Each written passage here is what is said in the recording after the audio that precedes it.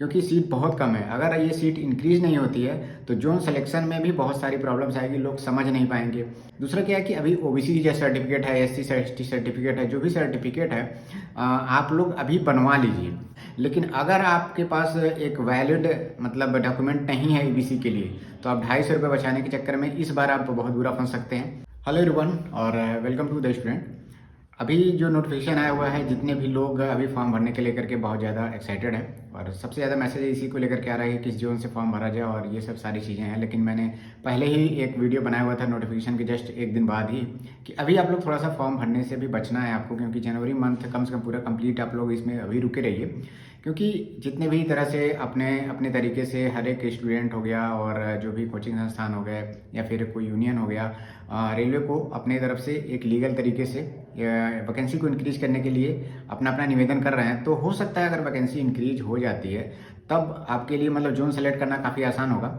अभी क्या है कि यूट्यूब पे इस तरह के वीडियोस भी आने लगे हैं कि पिछले साल की जो कट ऑफ है उसके आधार पे आपको जोन सिलेक्शन की सलाह दी जा रही है। तो ये बिल्कुल भी एकदम मतलब बेकार से वीडियो है, इसका कोई लेना देना नहीं है। क्योंकि अगर ऐसा होता कि पिछले कट ऑफ के अनुसार अगर आपको जोन सिलेक्शन में मदद मिलती तो वो मैं अब तक बना चुका होता वीडियो। क्योंकि पिछली बार जो वैकेंसी थी बहुत ज़्यादा थी। अभी क्या है कि किसी किसी जोन में 50 है, 60 है, 100 वैकेंसी है। तो इसके आधार पे आप बिल्कुल भी डिसाइड नहीं कर सकते कि इस जोन में आपको फॉर्म भरना चाहिए, ये जोन सेफ है। पिछले कट ऑफ की तुलना इस बार के कट ऑफ की तुलना बिल्कुल भी नहीं की जा सकती है, क्योंकि सीट बहुत कम है। अगर ये सीट इंक्रीज नहीं होती है तो जोन सिलेक्शन में भी बहुत सारी प्रॉब्लम्स आएगी, लोग समझ नहीं पाएंगे।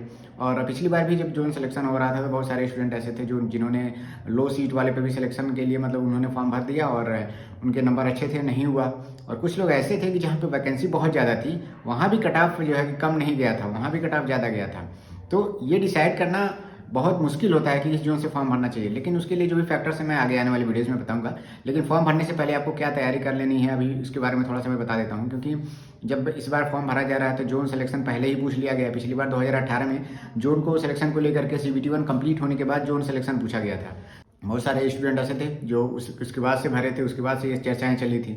लेकिन अभी ये चीज़ पहले ही शुरू हो गया है। दूसरा क्या है कि अभी ओबीसी जो सर्टिफिकेट है, एससी एसटी सर्टिफिकेट है, जो भी सर्टिफिकेट है आप लोग अभी बनवा लीजिए। क्योंकि जो उसमें रजिस्ट्रेशन नंबर और उसमें सर्टिफिकेट का नंबर ये सब उसमें मांगा जा रहा है, तो कोशिश करिए कि जिनके पास लेटेस्ट नहीं है वो अभी शुरू में बनवा लें। क्योंकि अभी सभी लोग कह रहे हैं जितने भी यूट्यूब चैनल है कि फॉर्म अभी मत भरिए।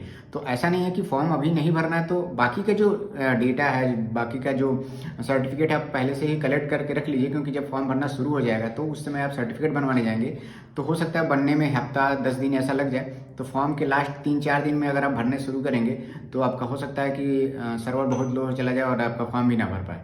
तो और एक चीज़ है ईबीसी सर्टिफिकेट जिनको चाहिए, मतलब इकोनॉमिकली बैकवर्ड जो क्लास है उसमें क्या है कि आपको 250 रुपये का ईबीसी, मैं बात कर रहा हूँ ईडब्ल्यूएस की बात नहीं कर रहा हूँ, ईबीसी सर्टिफिकेट से आपको मतलब 250 रुपये का छूट तो मिल जाता है।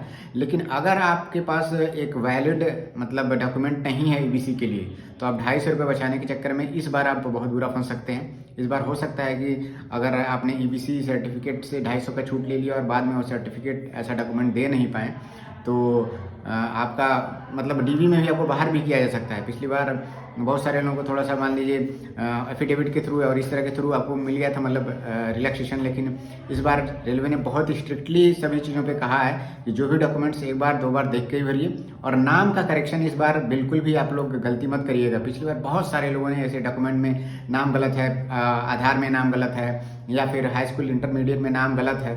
तो अगर आपके पास समय है तो आप करेक्ट डेटा हाई स्कूल के आधार पे जो नाम लिखा हुआ है उसी के आधार पे भरिएगा। 2-2 बार इस बार नाम को टाइप करने का ऑप्शन दे रहा है। तो इस बार अगर गलती होती है तो हो सकता है कि एफिडेविट भी वो लोग एक्सेप्ट ना करें, तो ये आपकी लापरवाही होगी।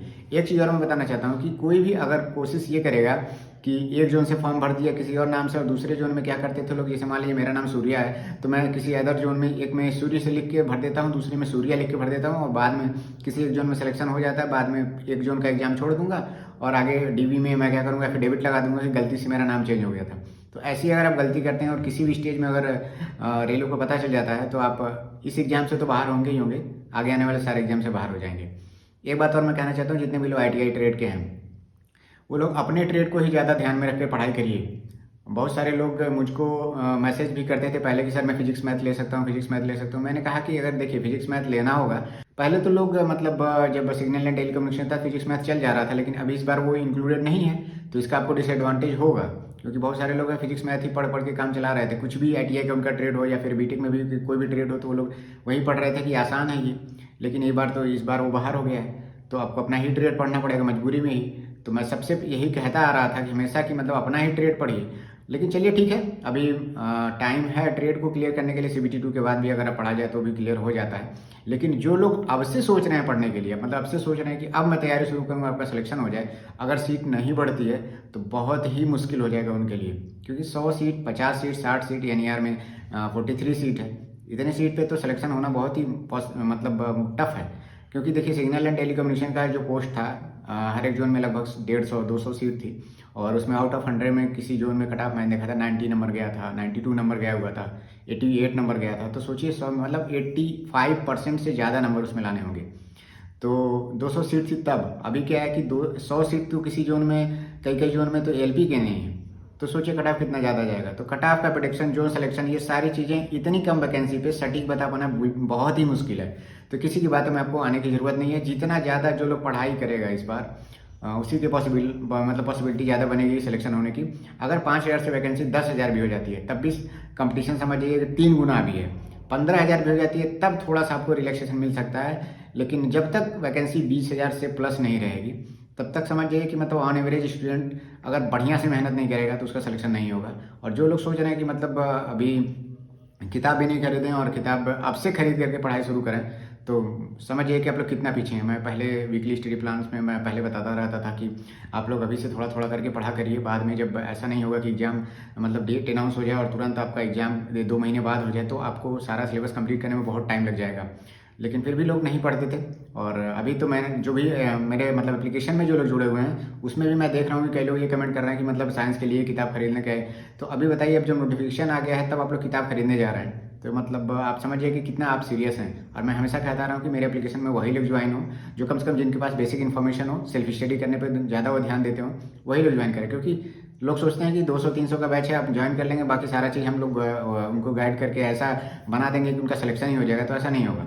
और थोड़ा बहुत उन्होंने मतलब एग्जाम के बारे में पता है, प्रीवियस ईयर वो अपने मन से करते रहे हैं, सेल्फ स्टडी पे ज़्यादा प्रैक्टिस करते रहे हैं, तो वो लोग ज्वाइन करिए, उनको हम गाइड कर सकते हैं। लेकिन यहाँ वही लोग आगे बढ़ पाएंगे जो लोग मेहनत कर रहे हैं तभी।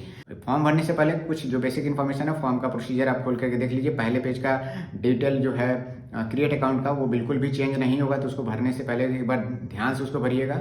जो अकाउंट नंबर है, ऐसा नहीं है साइबर कैफे वाले का अकाउंट नंबर दे देंगे कि CBT 1 का पेपर देने के बाद सारा पैसा उसके अकाउंट में चला जाएगा। तो अकाउंट नंबर ये सारा अपना खुद का रखिए, तो आपको जो पैसा रिफंड होगा वो आपके खाते में आएगा।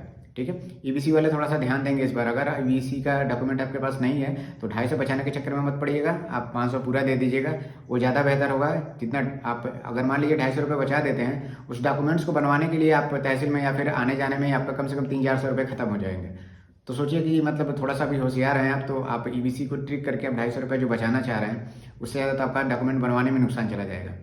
तो इस पे थोड़ा सा आप गौर करिएगा। बाकी OBC SC ST जितने भी लोग हैं, इसका आप लोग डॉक्यूमेंट्स जल्द से जल्द आपको इसको बनवा लीजिए। लेकिन फॉर्म भरने से भी आपको बचना है। बाकी और जो डिटेल है मैं आपको अपडेट करता रहूँगा।